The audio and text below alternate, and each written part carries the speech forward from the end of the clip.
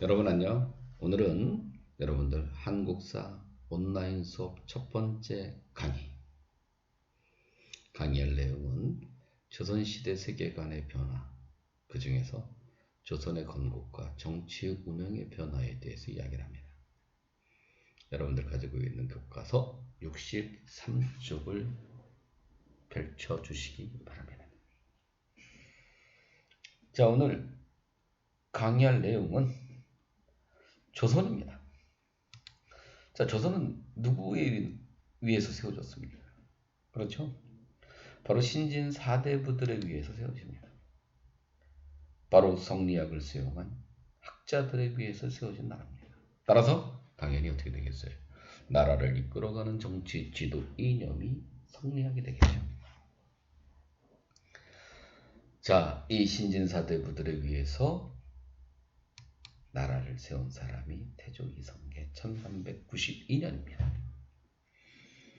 그러다가 일본의 식민 지배를 받는 1910년 8월까지 약 한 500년의 역사를 유지한 나라가 조선이죠. 여러분들 이 긴 시간을 유지한 왕조, 무언가 특별함이 있을 겁니다. 특별함이 없었다면 절대로 500년이라는 긴 시간을 유지할 수가 없어. 무언가 남다름이 있다는 얘기예요. 자, 이 특별함을 우리가 이야기하는 겁니다. 여러분들 오해하면 안 돼요. 우리가 드라마 보다 보면 맨날 조선시대 이야기를 하면 맨날 그냥 수염 달린 니들이 말하는 꼰대들이 맨날 싸움하고, 그리고 왕은 맨날 음식 맛만 보고 뭐 이러는 줄 아는데 실제로 그렇지 않아요. 뭔가 남다름이 있습니다. 그 남다름을 우리가 확인하는 거예요. 이러한 남다름을 이렇게 정비하는 요 시기가 바로 여러분들 누구냐면 태조 이성계부터 시작해서 성종까지 체제를 정비하는 시기입니다. 자, 그러다가 이제 결국은 이 체제가 정비되면서 이렇게 이제 발전을 하겠죠. 그렇게 발전을 하다가 또 외침 때문에 이렇게 국력이 이렇게 좀 약화되다가 다시 한번 숙종, 영조 이렇게 다시 또 이렇게 흥하다가 그러다가 또 이렇게 나라가 슬쩍슬쩍 하면서 총 망하는 거예요. 그래서 조선은 여기 1392년부터 1910년 이렇게 선조를 이렇게 기점으로 해서 요 전의 시대를 우리는 전기, 이 이후의 시대를 우리는 후기라고 이야기를 합니다. 그럼 먼저 이 조선의 건국 과정부터 확인해 보기로 하죠. 자, 먼저 여러분도 고려 말의 상황을 한번 생각을 해보자. 이 고려 말에 여러분들 상당히 혼란스럽습니다. 뭐 나라 망할 때쯤 되면 뭐 고려나 통일신라나 조선이나 한마디로 다 개판이에요. 정치도 개판, 경제도 개판, 사회도 개판. 이런 개판을 안정된 사회로 이끌려고 하는 사람들이 등장합니다. 자, 고려를 뭔가 새로운 사회로 변화를 시도하려는 사람은 누구? 그렇죠. 바로 신진 사대부들입니다. 그런 신진 사대부들은 여러분들을 어떻게 출연했느냐? 이들은 성리학을 수용한 사람들입니다. 무신정권 때서부터 이렇게 향리 출신이었던 사람들이 고려 말에 성리학이 이렇게 들어오면서 그 학문을 적극적으로 수용을 해서 결국 이 성리학을 통해서 나라를 한번 이끌어 봐야 되겠다 이런 생각을 가진 사람들이. 자, 이런 사람들이 결국은 자, 이 고려 말의 혼란한 시기 여러분들이 많이 들어봤을 겁니다. 이성계가 요동을 정벌하는 사건. 원나라가 망하고 명나라가 이제 새롭게 등장하면서 이 명나라가 우리한테 이야기를 해요. 야, 옛날에 원나라가 지배했던 지역 쌍송 총관부 우리 거야. 그러니까 당연히 뭐라 그랬겠어. 고려가 지랄하고 앉아있네. 그러면서 요동을 정보를 이렇게 단행하려고 합니다. 그런데 이런 요동 정보를 추진한 사람이 누구냐면 당시 권문세족을 대표할 수 있는 최영입니다. 근데 이성계가 짱구를 딱 돌려보니까 이거 머리 아픈 거야. 이거 젠장 이거 만약에 성공하면 모든 공은 이것을 갖다가 계획한 최영한테 돌아갈 거고 만약에 실패했을 경우에는 그 책임은 너한테 떨어지겠구나. 물론 최영은 당연히 이성계를 이 사건을 계기로 해서 힘을 약화 또는 제거하려는 의도도 가지고 있는 거죠. 그 이성계가 그냥 젠장 그러면서 그냥 해건을 딱 단행합니다. 그러면서 결국 최영도 보내버리고 그리고 최영의 사이였던 우왕 왕도 보내버려요. 배워내버립니다. 그리고 이제 권력을 딱 잡죠. 자, 이런 권력을 딱 잡고 나니까 어떤 현상이 나타나겠어요? 신진 4대부들 중에 고려 왕조를 유지하면서 새 왕조를 세우면 안 돼. 그러면서 개혁을 추진하려고 했던 온건 4대부들이 등장하고 또 어떤 사람들은 무슨 개소리야. 새술은 새 부대에 담아야 돼. 새 왕조 세워야 돼. 이렇게 주장하는 정도전 같은 혁명파 4대부들이 등장합니다. 그리고 드디어 신진 4대부들의 경제적 기반이 마련되는 과정법을 시행하고 그리고 드디어 1392년에 혁명파 4대부 온건파 4대부를 대표하는 우리 정몽주를 보내버리고 새 왕조가 세워지는 겁니다. 그게 새 왕조인 조선. 고조선을 개성했고 당연히 수도를 한양으로 삼았던 나라입니다. 자, 이런 나라들, 즉 혁명파 4대부들은 바로 성리학자라고 이야기를 했습니다. 이 성리학자들은 가장 중요한 그 통치의 모습이 뭐냐면 백성을 위하는 정치입니다. 민본이야, 민본. 백성들이 바탕이다. 이런 얘기죠. 그리고 당시에 일어난 아의 이 성리학자들은 왕이라는 사람은 상징적 역할을 수행하는 거고 이 재상이 중심이 돼서 정치가 이루어졌을 때 결국 독치가 가능하다고 주장을 해요. 그러니까 뭐냐면 여러분들 왕이라는 사람의 힘이 너무 세면 안 된다는 거예요.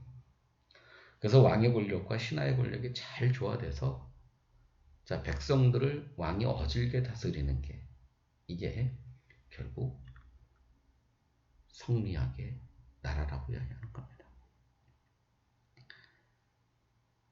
따라서 어떻게 되겠어요? 당연히 신하들, 즉 재상들은 말 그대로 왕이 권력이 강화되지 않도록 견제를 잘 해야 된다는 얘기고 그래서 여론도 잘 수렴해서 조화와 균형의 정치를 갖추어야 되는 것이 바로 바람직한 정치의 모습이라고 생각을 했습니다. 그래서 여러분들 일어난 아의 이 정도전은 이 태조 이성계를 이어서 왕이 될 사람은 좀 뭔가 자기 말 잘 듣는 좀 어린왕. 그래서 이성계의 이복 동생을 세자로 책봉하려고 하죠. 태조 본처의 자식이었던 태종 이방원이 빡치겠죠. 아씨 뭐야. 내가 그래도 이 나라 조선을 세우는데 1등 공신이고 내가 정몽주까지 이렇게 탁 제거했는데 지금 뭐야? 나를 개무시하네. 확 짜증나겠죠. 그래서 결국 태종이방원은 왕자의 난을 일으키는 겁니다. 자, 그리고 드디어 권력을 장악하죠. 그리고 단행하는 겁니다. 재상? 아이, 니네 꺼져. 모든 정치는 내가 중심이 될 거야. 말 그대로 왕 중심의 정치를 지향합니다. 그래서 우리가 무지막지하게 왕권을 강화시키는 건데, 즉 재상들의 중심 기구였던 의정부의 기능을 무력, 힘을 쫙 빼버려요. 그리고 사병 같은 거 다 혁파시킵니다. 내 밑으로 쫙 서! 줄 서! 그리고 국가 재정 혁충을 위해서 양전 사업을 실시하고 토지조사 사업하는 겁니다. 그리고 사람마다 여러분도 주민등록증과 같은 호패법을 시행해서 철저하게 인적 제한을 관리합니다. 그리고 이렇게 세금 내지 않았던 땅, 사원자들 물수하는 이런 혁신적인 정치를 추진하는 거예요.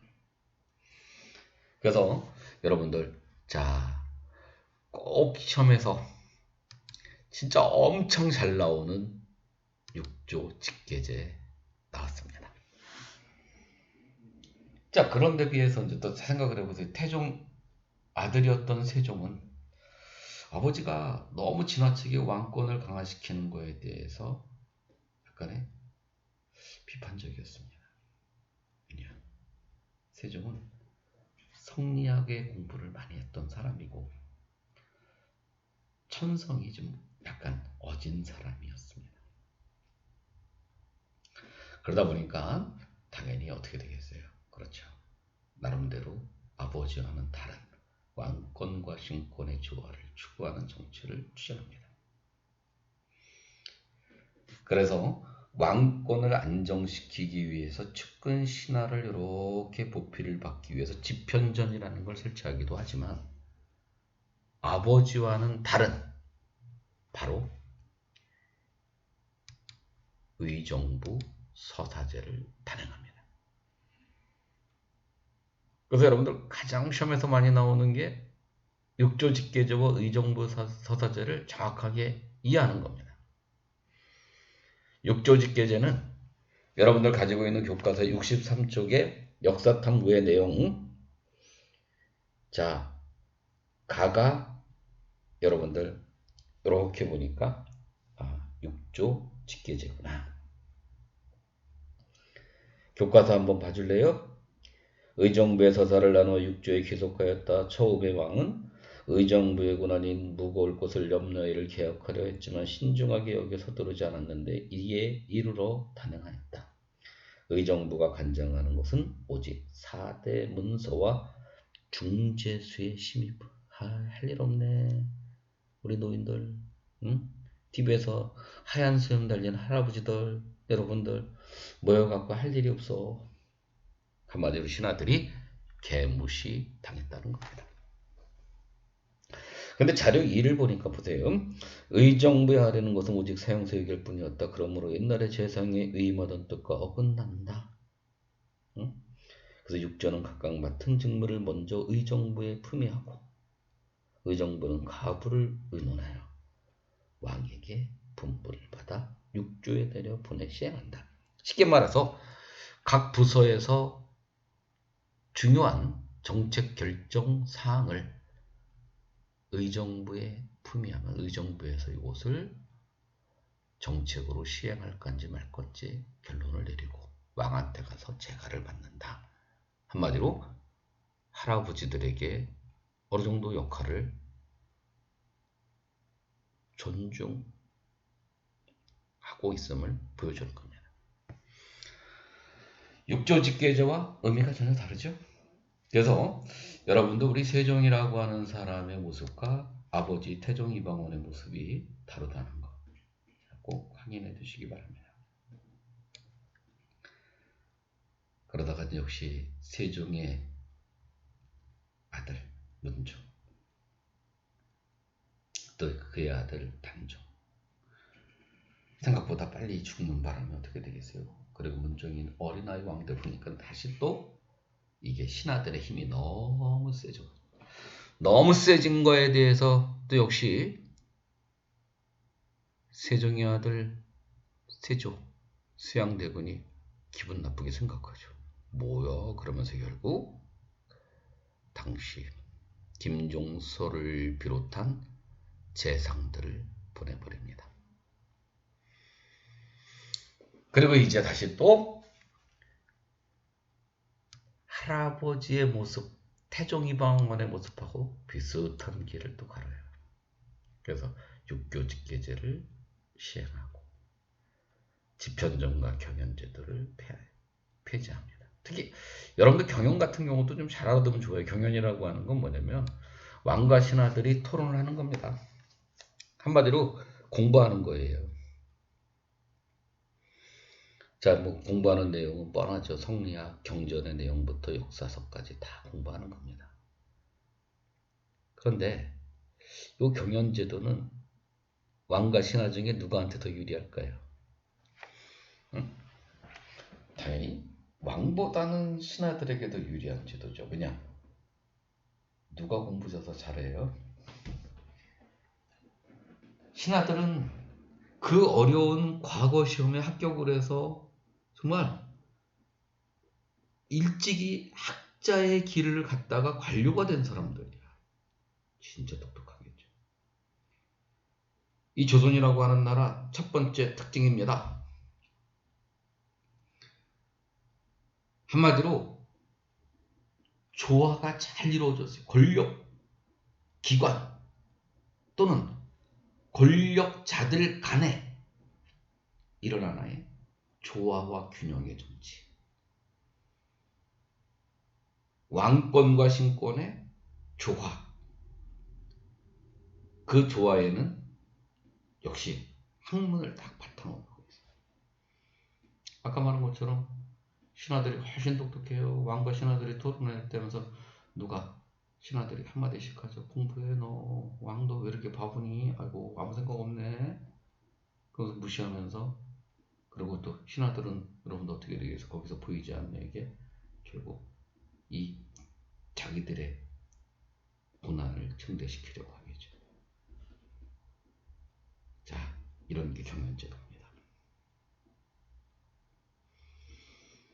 이제 그러다가 여러분들 혹시 성종 때 가면서 조선에서 가장 이상적이라고 할 수 있는 왕도 정치, 왕이 민을 어진 마음으로 다스리는 정치가 사실상 이루어집니다. 왜 이루어지느냐? 다시 할아버지가 폐지했던 경연제도를 다시 부활합니다. 그리고 모든 통치 행위를 결국 성문화 시키죠. 한마디로 통치 규범이 성문화됩니다. 법에 따라 통치가 이루어지는 거예요. 그러니까 우리가 생각하는 것보다 조선이라고 하는 나라가 그냥 주먹구구식의 나라가 아니에요. 그래서 통치 규범이 성문화되더라. 역시 자 중요한 내용이 되겠죠. 그럼 이제 우리가 한번 중앙의 정치는 어땠을까? 자, 한번 중앙의 정치에 대해서 이야기를 해보기로 하죠. 자, 여러분들 본격적으로 들어가기 전에 다시 한번 이야기를 합니다. 자, 이 부분 여러분들이 좀 신경 좀 바짝 써줘라. 내가 이거 뭐 꼭 부탁하고 싶어요. 여러분들 우리가 이 온라인 강의를 듣다 보면 집중력이 결여된다. 내가 이야기했습니다. 사실 좀 짜증난다. 그래서 이야기는 했죠. 그래도 들어라. 왜? 시험 나오는 내용 알려준다 그랬잖아요. 육조직계적 의정부서사제는 출제 안 하면 안 돼요. 이게 왕권과 신권의 조화관계, 조화와 균형의 정치의 첫 번째 내용입니다. 꼭 확인해 두세요. 자, 그다음 이제 두 번째 중앙의 정치 제도에 대해서 이야기해 보기로 하죠. 자, 역시 마찬가지입니다. 여러분도 이렇게 중앙의 정치 제도를 보면 역시 마찬가지예요. 각 기관 간에 역시 조화를 중요시 여깁니다. 물론 특정 기관은 왕위의 권한을 강화시키는, 즉 안정시키는 데 도움을 주는 기관이라고 하면, 또 어떤 기관은 왕의 권한이 너무 강해지는 것을 견제하는 역할을 수행하기도 해요. 궁극적으로 말한다면 왕권과 신권의 조화를 추구하는 겁니다. 그렇게 생각을 하시면서 공부를 하셔야 돼요. 그냥 여러분들 아마 정말 뭐 TV 보다 보면 어떤 할아버지는 막 뭔가 왕한테 잘해주는 것 같고, 또 어떤 할아버지들은 왕을 좀 무시하는 것 같고, 근데 어떤 사람은 뭐 승정원의 도승지래 그러면서 뭐 왕을 좀 좋아하는 듯한, 또 영의정 같은 사람, 또는 뭐 여러분들 이 사원부 사거단의 고위 관리들 뭔가 좀 왕을 좀 견제하는 모습도 있는 것 같고, 요즘 달라요. 이런 걸 알면 영화가 되게 재밌습니다. 조선시대 영화. 그리고 이제 알게 되죠. 아, 이게 수염 달린다고 다 똑같은 사람이 아니구나. 응? 그냥 뭐 여러분들 수양대군을 배경으로 하는 영화들, 관성 이런 게 쫙쫙, 아 이렇구나. 응? 아 진짜 잘 만들어진 드라마네. 응? 뭐 타도세자, 그럼 아 이래서 또 타도세자 가는구나. 뭐 이런 걸 알게 된단 말이에요. 응? 그럼 봐보세요. 자, 먼저 의정부에 대해서 이야기합니다. 의정부는 누구냐? 재상들의 합의기구예요.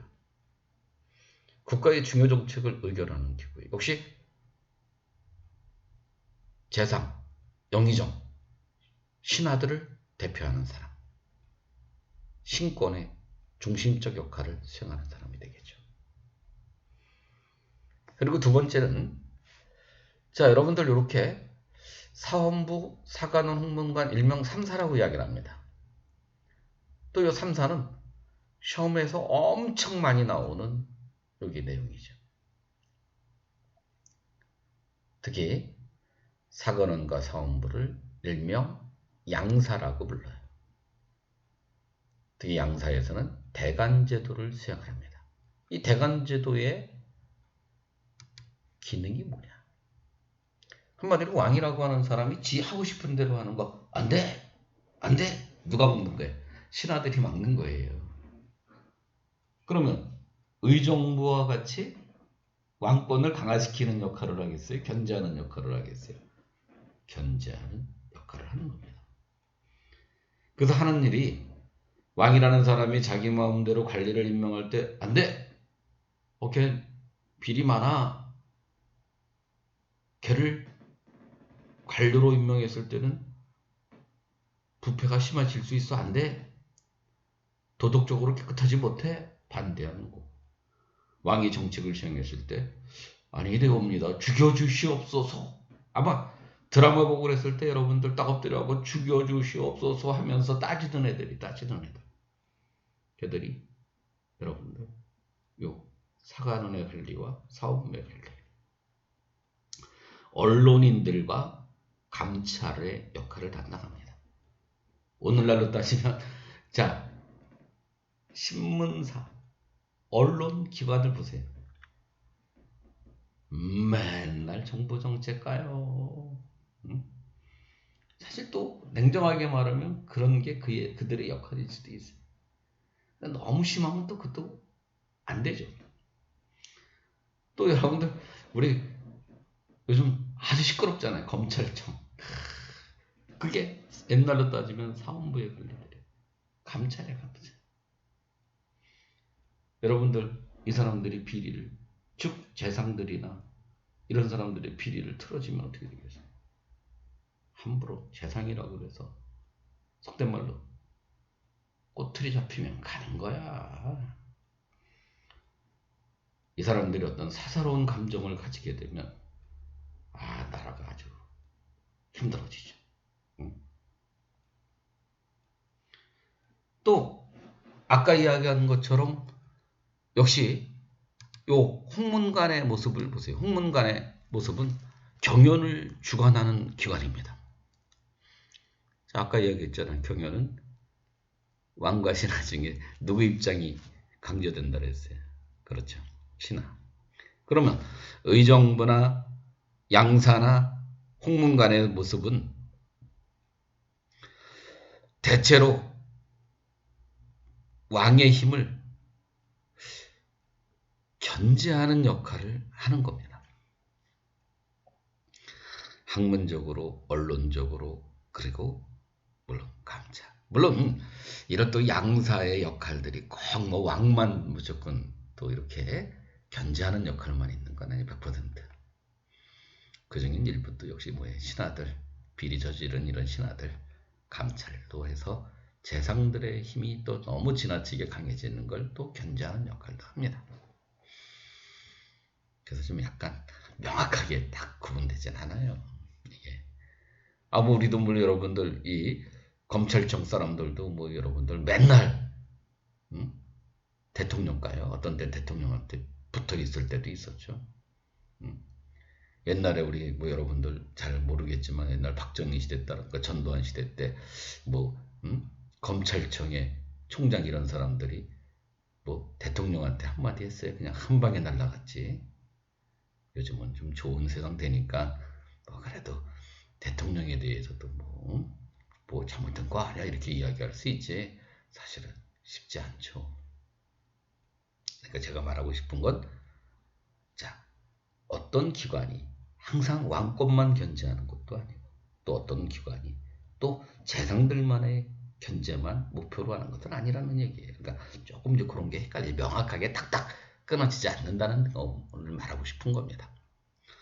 그리고 여러분들 아마 이 승정원은 좀 이렇게 또 기억을 해두셔야 됩니다. 그 승정원이라는 게 왜 또 기억을 해둬야 되느냐? 승정원은 여러분도 오늘날로 따지면 청와대에 근무하는 사람들이에요.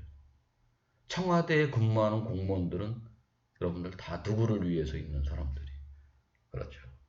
왕을 위해서 즉 대통령을 위해서 있는 사람이었듯이 승정원은 왕을 위해서 존재하는 사람들입니다. 그 중에 여러분들 도승지 오늘날 따지면 대통령 비서실장입니다. 대통령 비서실장은 뭐 여러분들 당연히 누구? 대통령의 측근 중에 측근이죠.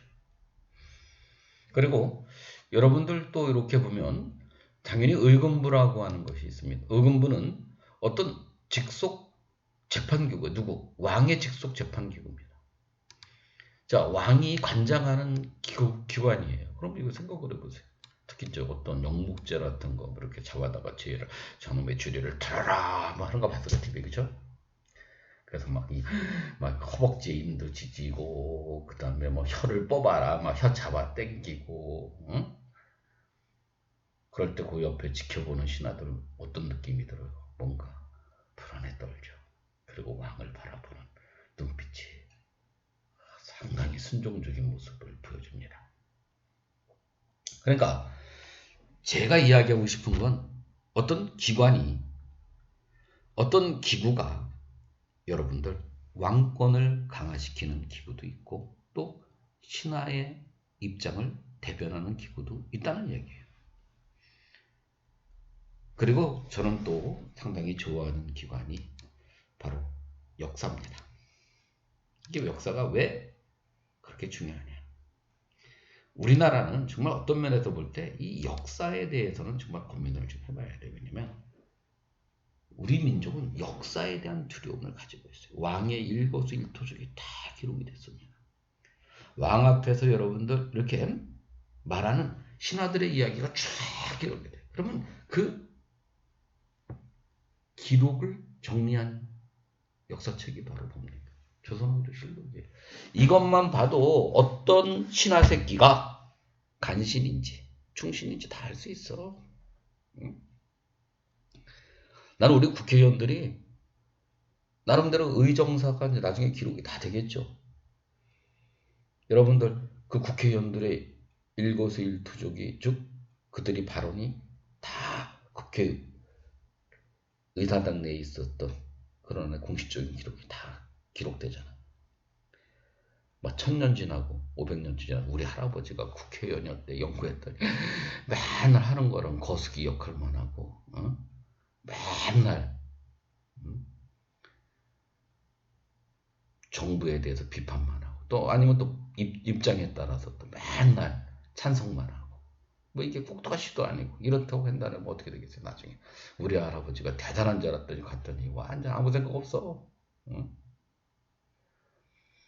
그래서 우리나라 국회의원이나 정치인들은 역사에 대한 평가를 조선시대 이 관리들만큼 역사의식이 좀 높았으면 좋겠어요. 자기가 하는 말이 후대에 심판을 받는다는 사실을 알고 정치를 했으면 좋겠어요. 그죠?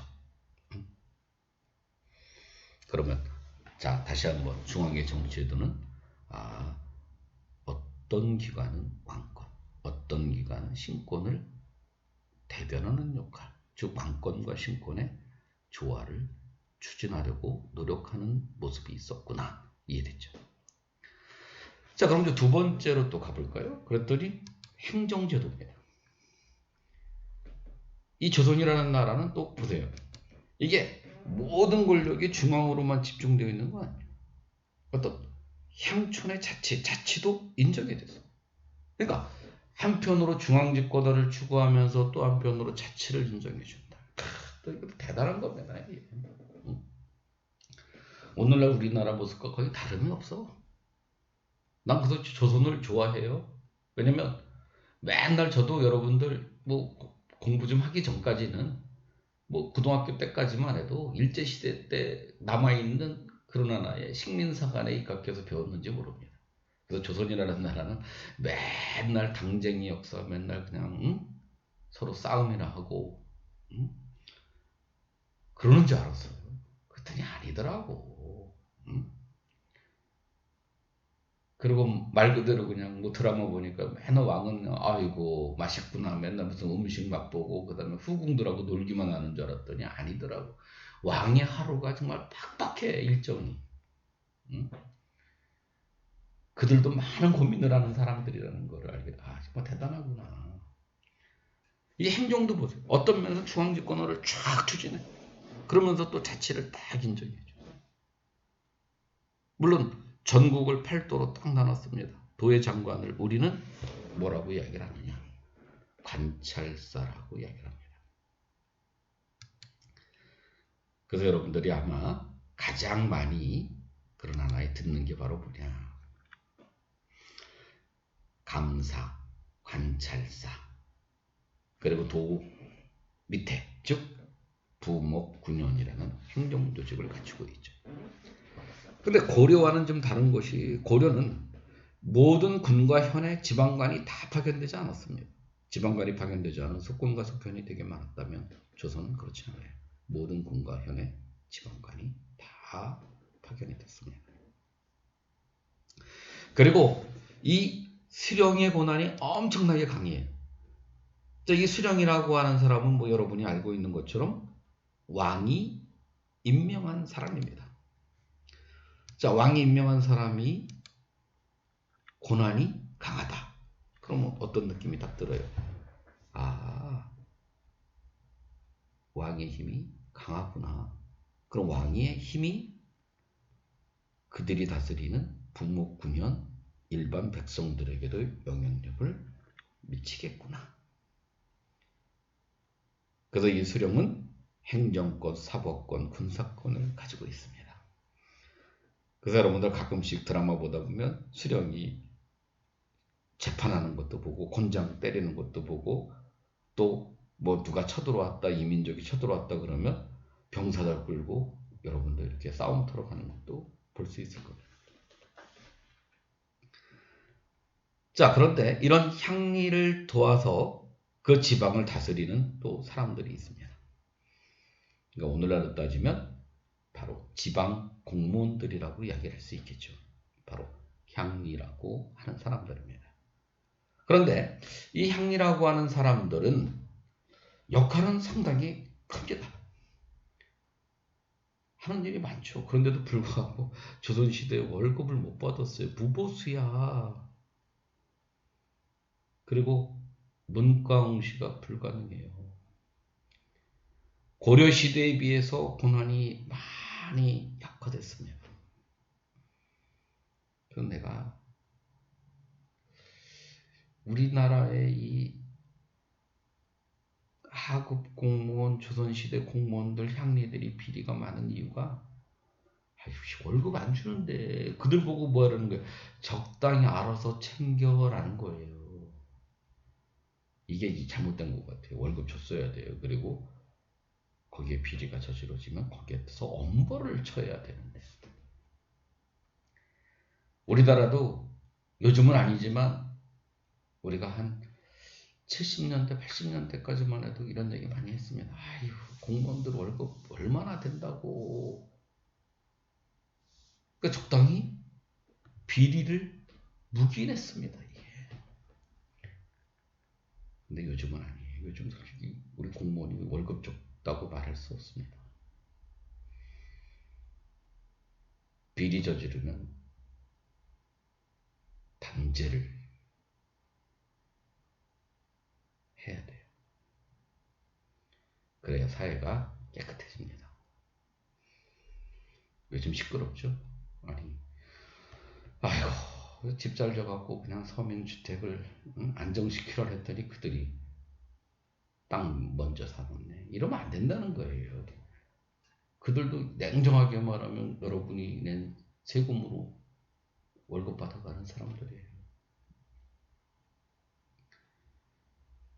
정말 혼내야 돼요. 혼내줘야 돼요. 그래서 이렇게 향리라고 하는 사람은 고려시대에 비하면 지위가 약화되더라. 자, 그런데 또 한편으로는 뭐냐면 자치를 인정했어요. 그 지역의 주민들이 스스로 그 지역에 대해서 행정에 참여할 수 있는 길이 열려 있었습니다.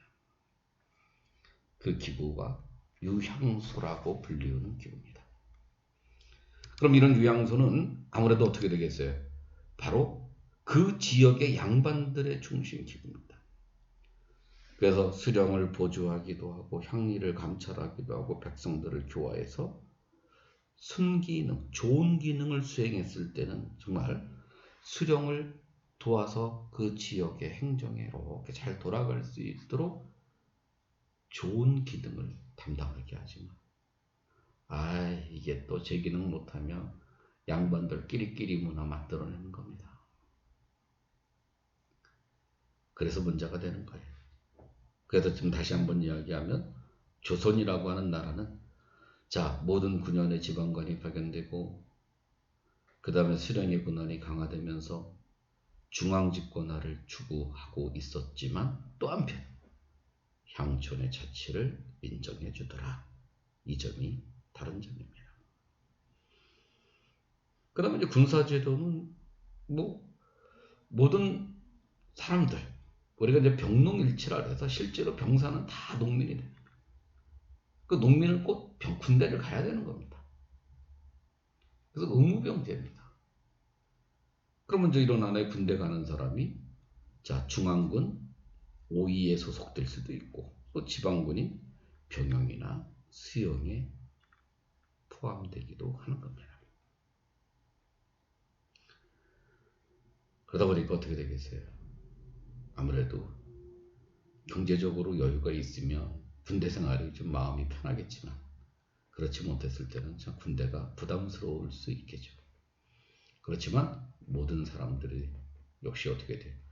군역의 의무를 수행하는 것에 대해서 힘은 들어도 또 한편으로 양인에게 주어진 그런 하나의 이 의무라는 생각을 갖고 성실히 수행하기도 합니다. 그래서 이와 같은 군사제도.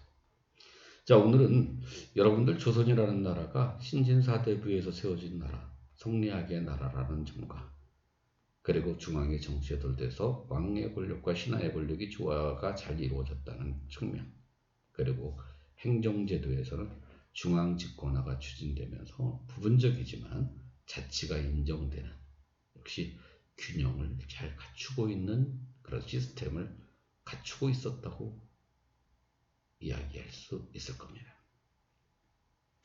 어떻게 강의를 이제 끝내야 되는데 이해가 되셨어요? 자, 그럼 이것으로서 여러분들 첫 번째 강의를 마치기로 하고 다음 시간은 여러분들 이어서 여러분들 이 조선의 관리는 어떻게 뽑았는가, 그리고 이 관리가 된 사람들이 어떠한 정치 활동을 전개하였는가, 이 점에 대해서 공부하기로 하죠. 자, 이것으로서 강의를 마치기로 하겠습니다. 감사합니다.